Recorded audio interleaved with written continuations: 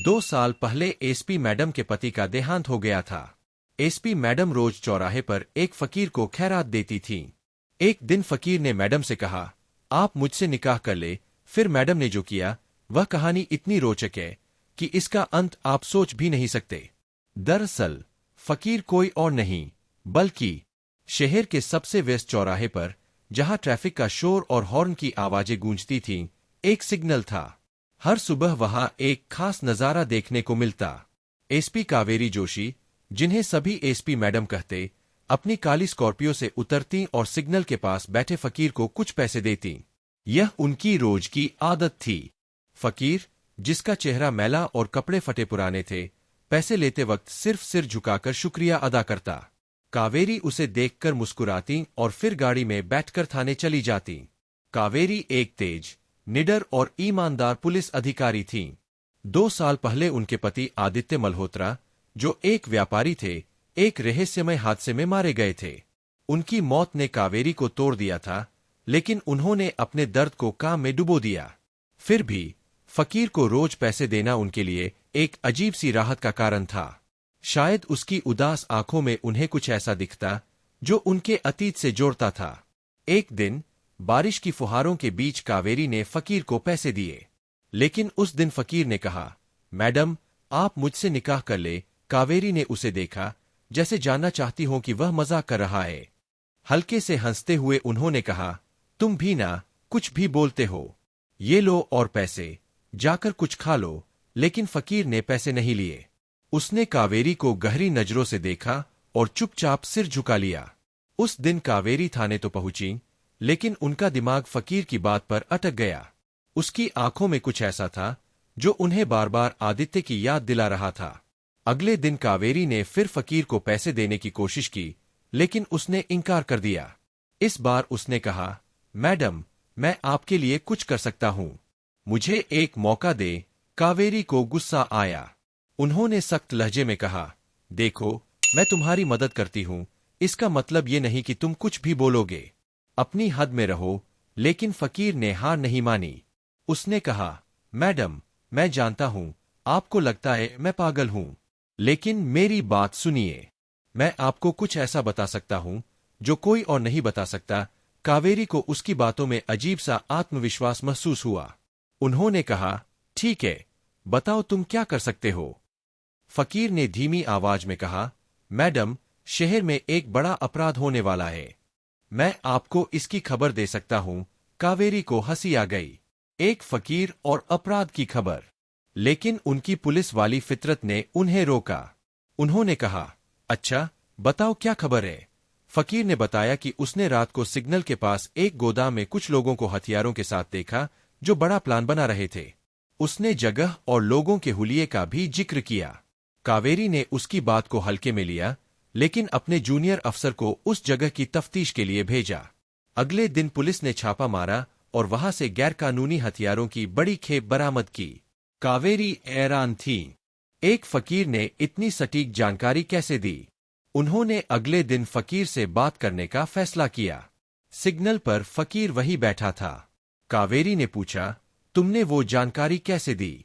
तुम हकीकत में हो कौन? फकीर ने मुस्कुराते हुए कहा, मैडम, मैं वही हूं जो दिखता हूं, लेकिन इस शहर को आपसे बेहतर जानता हूं। अगले कुछ हफ्तों में फकीर ने कावेरी को कई छोटे बड़े अपराधों की खबरें दी और हर बार उसकी जानकारी सही साबित हुई। कावेरी अब उसे साधारण फकीर नहीं मानती थीं। उन्हें यकीन हो गया था कि उसके पीछे कोई बड़ा राज है। लेकिन वे जानती थीं कि जल्दबाजी में सवाल करना ठीक नहीं। धीरे धीरे कावेरी और फकीर के बीच एक अजीब सा रिश्ता बन गया। कावेरी अब उसे पैसे नहीं देती थी, बल्कि बातें करती थी। फकीर कभी कभार ऐसी बातें करता जो कावेरी को आदित्य की याद दिलाती।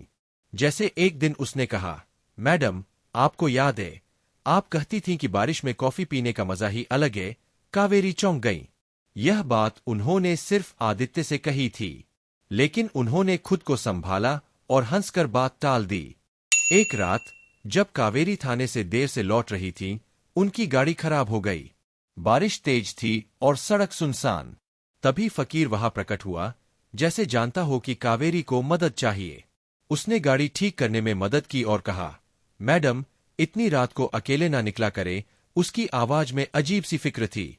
कावेरी ने उसे घर चलने को कहा। पहले उसने मना किया, लेकिन कावेरी की जिद के आगे मान गया। घर पहुंचकर कावेरी ने उसे खाना दिया। खाना खाते वक्त फकीर ने कहा, मैडम, ये स्वाद मुझे बहुत पुरानी याद दिलाता है। कावेरी का दिल तेजी से धड़कने लगा, लेकिन उन्होंने कुछ नहीं पूछा। अगले दिन कावेरी ने अपने फॉरेंसिक दोस्त नील को बुलाया और फकीर की चुपके से खींची गई तस्वीर दिखाई। नील ने कहा, कावेरी, ये चेहरा जाना पहचाना लगता है, लेकिन यकीन से कुछ नहीं कह सकता। मुझे कुछ टेस्ट करने होंगे। कावेरी ने नील से फकीर के कपड़े या कोई चीज हासिल करने को कहा, जिससे डीएनए टेस्ट हो सके। लेकिन कावेरी उलझन में थीं।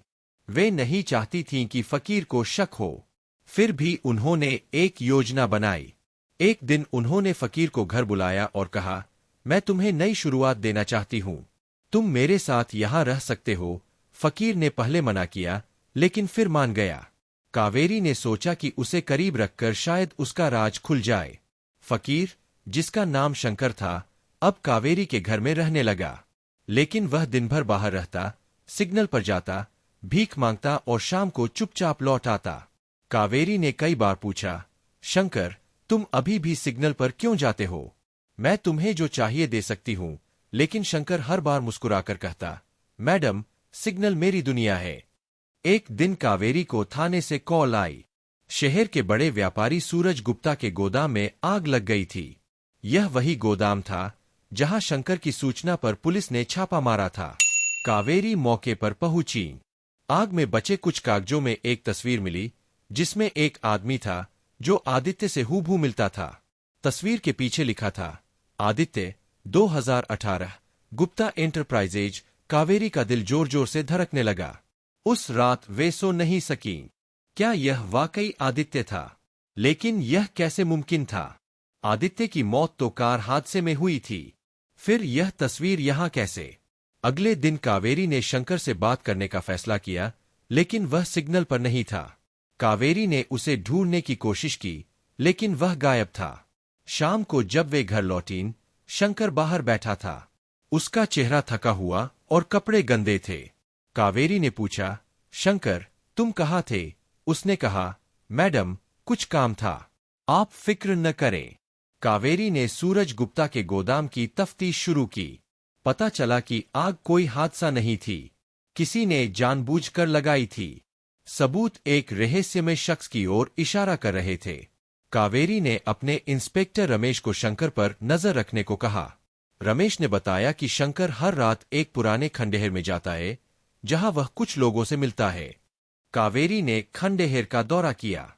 वहां गुप्ता एंटरप्राइजेज के गैरकानूनी सौदों के कागज मिले। एक पुराना पत्र भी था, जिसमें लिखा था, आदित्य, तुम्हें सच छिपाना होगा। गुप्ता तुम्हें कभी माफ नहीं करेगा। कावेरी का दिमाग सुन्न हो गया। क्या आदित्य जिंदा था? उस रात कावेरी ने शंकर को बुलाया और आदित्य की तस्वीर दिखाकर पूछा, यह कौन है? और तुम असल में हो कौन? शंकर ने कहा, मैडम, कुछ सवालों के जवाब वक्त देता है। मैं आपका कभी नुकसान नहीं चाहूंगा। कावेरी को गुस्सा आया, लेकिन शंकर ने एक और सूचना दी। सूरज गुप्ता के दफ्तर में एक गुप्त तहखाना था, जहां वह गैरकानूनी दस्तावेज छिपाता था। कावेरी ने छापा मारा। तहखाने में कई सबूत मिले और सूरज गुप्ता को गिरफ्तार कर लिया गया। लेकिन कावेरी का दिल उलझन में था। उन्होंने नील को शंकर का डीएनए टेस्ट करने के लिए नमूने दिए। तभी एक अनजान नंबर से कॉल आई। एक भारी आवाज बोली, एसपी मैडम, सच के करीब जाने की कीमत चुकानी पड़ती है। शंकर को छोड़ दो। कॉल कट गई। कावेरी को यकीन हो गया कि शंकर कोई आम भिखारी नहीं, लेकिन वह यह भी जानती थीं कि अब पीछे हटना मुमकिन नहीं। हर रात वे सोचतीं, शंकर कौन है? उसकी बातें, उसका अंदाज क्यों बार बार आदित्य की याद दिलाता है? एक रात शंकर गायब हो गया। मेज पर एक नोट था, मैडम, मुझे कुछ दिनों के लिए जाना होगा। मैं वापस आऊंगा। कावेरी ने फैसला किया कि वे शंकर का पीछा करेंगी। रमेश ने बताया कि शंकर को आखिरी बार एक पुराने कारखाने के पास देखा गया था। कावेरी अकेले कारखाने पहुंची। वहां शंकर एक मेज के पास खड़ा था। सामने सूरज गुप्ता का भाई प्रदीप गुप्ता था। कावेरी ने छिपकर उनकी बात सुनी। प्रदीप चिल्ला रहा था, तुमने मेरे भाई को जेल भेजा और मेरे प्लान बर्बाद किए। तुम हो कौन? शंकर ने कहा, तुम भूल गए, मैं आदित्य मल्होत्रा हूं। मैं जिंदा हूं और तेरा खेल खत्म करने आया हूं। कावेरी का दिल रुक सा गया। उन्होंने रिवॉल्वर निकाली और सामने आकर बोली, हाथ ऊपर। प्रदीप। और तुम, शंकर या आदित्य? अब सच बताओ, शंकर ने कहा। कावेरी, मुझे माफ कर दो। मैं सब बताना चाहता था, लेकिन पहले सच्चाई का पता लगाना जरूरी था। प्रदीप ने बंदूक निकालने की कोशिश की, लेकिन कावेरी ने उसके हाथ पर गोली मार दी। उनकी टीम ने प्रदीप को गिरफ्तार कर लिया। अब सिर्फ कावेरी और आदित्य बचे थे। कावेरी की आंखों में आंसू थे। उन्होंने कहा, तुम जिंदा थे, मुझे क्यों नहीं बताया? आदित्य ने बताया कि प्रदीप ने उसके व्यापार पर कब्जा करने के लिए हादसे की साजिश रची थी।